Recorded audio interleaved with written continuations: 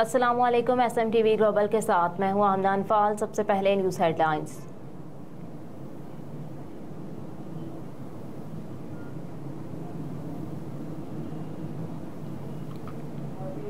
जनूबी वजीरिस्तान में दहशतगर्दों से फायरिंग का तबादला, 6 सिपाही शहीद और 4 दहशतगर्द हलाक हो गए। पाक फौज के शोबा ताल्लुकात आमा ISPR के मुताबिक जनूबी वजीरिस्तान के इलाके आसमान मंजा में फोर्सेस और दहशतगर्दों के दरमियान फायरिंग का तबादला हुआ। ISPR के मुताबिक सिक्योरिटी फोर्सेस ने मुअस्सर तरीके से दहशतगर्दों के ठिकाने का पता लगाया और इस दौरान फायरिंग के तबादले में 4 दहशतगर्द मारे गए जबकि 2 दहशतगर्द जख्मी हो गए। ISPR का बताना है कि दहशतगर्दों से फायरिंग के तबादले में 6 बहादुर सिपाही शहीद हुए।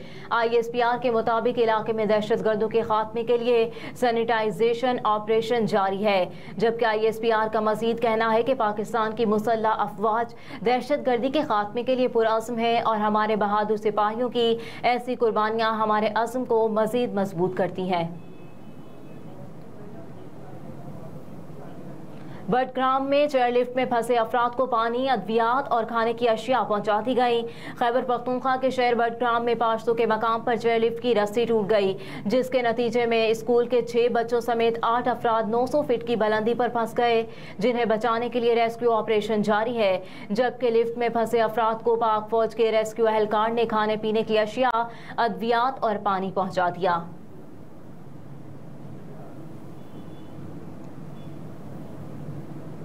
साइफर केस, असद उमर की ऑफिशियल सीक्रेट एक्ट की स्पेशल कोर्ट से जमानत मंजूर। PTI के साबिक जनरल सेक्रेटरी असद उमर ने साइफर केस में अबूरी जमानत के लिए ऑफिशियल सीक्रेट एक्ट अदालत से रुजू किया। असद उमर ने ऑफिशियल सीक्रेट एक्ट अदालत इस्लामाबाद में दरख्वास्त जमानत अज गिरफ्तारी दायर की थी। असद उमर ने दरख्वास्त में मौक़िफ़ अपनाया कि उनके खिलाफ साइफर केस सियासी बुनियादों पर बनाया गया, उन्हें हिरासा और ब्लैकमेल करने की गर्ज से साइफर केस बनाया गया। दरख्वास्त में सदा की गई है कि साइफर केस असद उमर के खिलाफ बेबुनियाद है, मुकदमे में दिफात गलत है, असद उमर शामिल तफ्तीश होने को तैयार है, लिहाजा दरख्वास्त जमानत मंजूर की जाए। साइफर केस में ऑफिशियल सीक्रेट एक्ट अदालत ने 1 लाख रुपए के जमानती मचलकों के एवज असद उमर की 29 अगस्त तक जमानत मंजूर कर ली।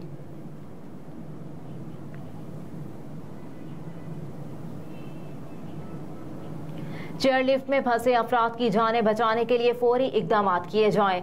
बिलावल भुट्टो जरदारी ने कहा है कि चेयरलिफ्ट में मौजूद बच्चों और असातिज़ा को बचाने के लिए हेलीकॉप्टर भेज दिए जाएं। बिलावल भुट्टो ने चेयरलिफ्ट में फंसे बच्चों और असातिज़ा की सलामती के लिए दुआ भी की। इससे कबल निगरान वज़ीर आज़म अनवारुल हक काकड़ ने खस्ता हाल और हिफाजती मयार पर पूरा ना उतरने वाली चेयरलिफ्ट को फौरी तौर पर बंद करने की हिदायत कर दी। निगरान वज़ीर आज़म ने बडग्राम में 500 के मकाम पर चेयरलिफ्ट में फंसे 8 अफराद को फौरी रेस्क्यू करने की भी हिदायत की है।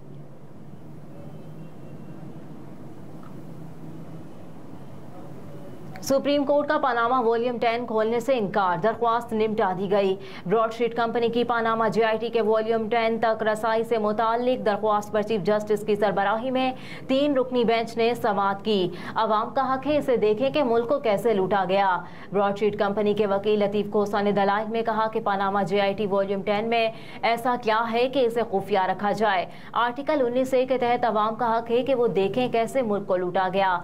जस्टिस अतर मेहरुल्लाह ने पूछा कि सुप्रीम कोर्ट के 5 रुकनी बेंच ने पानामा फैसले में वॉल्यूम 10 के बारे में कोई ऑब्जर्वेशन दी थी। हम इस तरफ नहीं जाएंगे क्योंकि पानामा केस में मुल्क के मुंतखब वज़ीर आज़म को हटाया गया। आपको वॉल्यूम 10 सालसी कोर्ट में कार्रवाई के लिए चाहिए था, वहाँ मामला निमट चुका, अब तो आपकी दरख्वास्त गैर मुअस्सर हो चुकी है। एडिशनल अटॉर्नी जनरल ने कहा कि ब्रॉडशीट को नैब ने $28 मिलियन अदा कर दिए हैं। चीफ जस्टिस पाकिस्तान ने कहा इस मामले पर आप 184(3) के तहत ही दरख्वास्त ला सकते हैं, मगर आप मिस्टर स्टोरेट के कंधे पर रखकर मफाद आमा की बात ना करें। जस्टिस अतर मेहरुल्लाह ने वकील लतीफ खोसा को मुखातिब करते हुए कहा कि क्या आप पानामा फैसले पर दोबारा नजरसानी कराना चाहते हैं।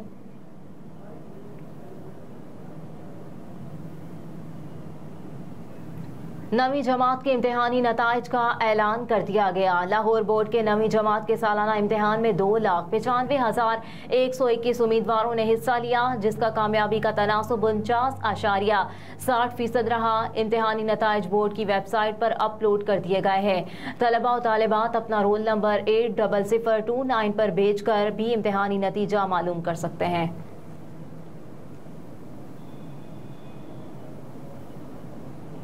हमारे आने से पहले चेयरमैन पीटीआई एक सीट जीते थे। लाहौर में मीडिया से गुफ्तगू करते हुए जहांगीर तरीन ने कहा कि इंतखाबात नई मर्दमशुमारी पर होने चाहिए। मेरा ख्याल है जो इलेक्शन कमीशन ने तारीखों का ऐलान किया वो ज़रूरी था। मुझे नहीं लगता कि इलेक्शन मार्च से आगे जाएंगे। जहांगीर तरीन ने मजीद कहा कि 12 मार्च को सेनेट के इलेक्शन भी हैं। सेनेट के इलेक्शन से पहले आम इंतखाबात हो जाने चाहिए। हम एक सियासी पार्टी हैं, पूरे पंजाब में जलसों का सिस्टम बनाएंगे और मुल्क भर में जाएंगे। उन्होंने कहा कि हम जैसे लोगों के ज्वाइन करने से पहले चेयरमैन पीटीआई सिर्फ एक सीट जीते थे। हमारे आने के बाद पीटीआई कामयाबी तक पहुंची, फिर भी जहाज उड़ाना पड़ा।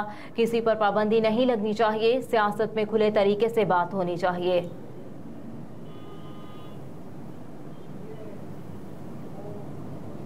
शमशान बुखारी का इस्तेहकाम पाकिस्तान पार्टी में शामिल होने का ऐलान। लाहौर में मीडिया से गुफ्तगू करते हुए शमशान बुखारी ने कहा कि 9 मई के वाक़यात की मज़म्मत करता हूँ।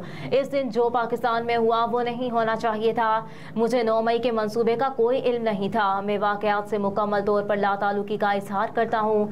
शमशान बुखारी ने मजीद कहा कि हुकूमत, अवाम और इदारों को एक पेज पर होना चाहिए। ज़ाती तौर पर मैं चाह रहा था कुछ सकून करूँ। मैं आज से बाज़ाब्ता तौर पर जहांगीर तरीन और अब्दुल अलीम खान की क़यादत में इस्तेहकाम पाकिस्तान पार्टी में शामिल होने का ऐलान करता हूँ।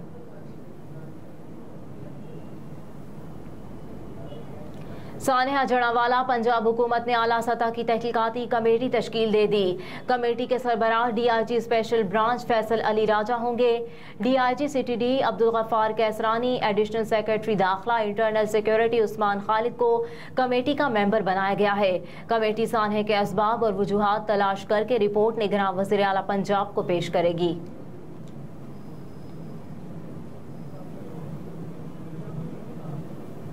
और पहला वनडे पाकिस्तान की अफगानिस्तान के खिलाफ बैटिंग लाइन लड़खड़ा गई।